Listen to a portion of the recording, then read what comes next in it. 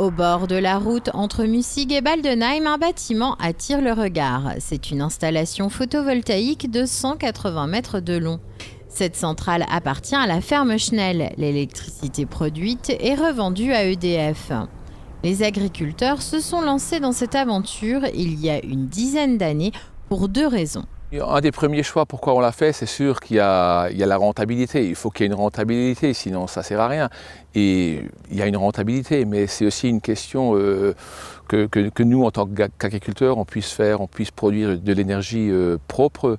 C'est fabuleux. Et même aujourd'hui, avec des tarifs qui sont tous les 2-3 ans revus à la baisse, aujourd'hui, il y a toujours encore un seuil de rentabilité qui, au bout de 10-12 ans, une centrale peut être rentable, quoi. Avec ses 3840 panneaux, occupant une surface de 5000 m², l'ouvrage ne semble être destiné qu'à la récupération de l'énergie solaire.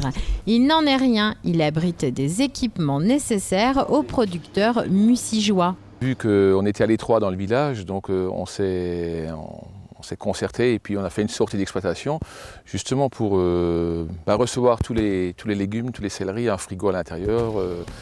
Il y a un grand espace de stockage et puis il y a quand même énormément de matériel. Comme on fait du légume de plein champ, c'est pas comme un céréalier qui a juste ses bennes et ses 2-3 tracteurs. Là, on est quand même sur du matériel spécifique et donc il faut de la place, quoi.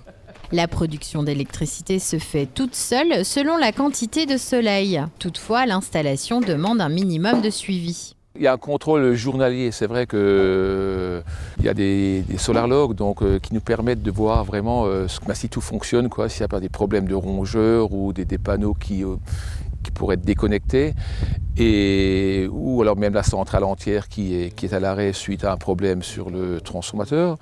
Et tous les 2-3 ans, on fait un lavage des panneaux avec un robot. C'est impressionnant, quoi. Parce qu'il y a quand même une pollution qui est présente, donc même la poussière en elle-même, le pollen et puis une pollution atmosphérique, quoi. Si la dimension de l'installation peut surprendre, il faut savoir qu'elle est 7 fois plus petite qu'une autre centrale photovoltaïque agricole en toiture intégrée, basée celle-ci dans le nord-ouest du Bas-Rhin. Présentée il y a quelques années comme la plus grande au monde, elle est constituée de plusieurs hangars comprenant 27 500 panneaux.